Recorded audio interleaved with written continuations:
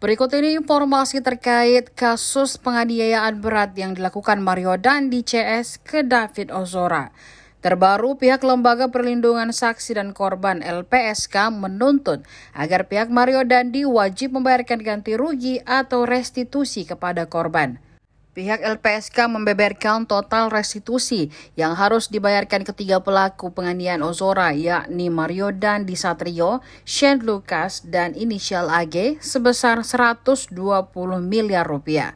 Abdanef Jova selaku tenaga ahli penilai restitusi LPSK menjelaskan nominal restitusi yang harus dibayarkan para pelaku atas penderitaan David Ozora sebesar 120 miliar rupiah.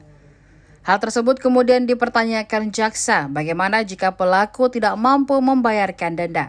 Menurut Jova, ketiga pelaku harus mengkonversi ganti rugi itu dengan hukuman pidana.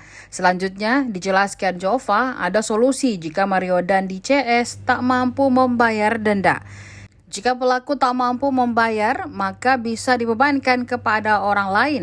Dalam hal ini, orang tua atau keluarga. Pasalnya menurut Jova, secara tidak langsung keluarga juga bertanggung jawab atas perbuatan para pelaku.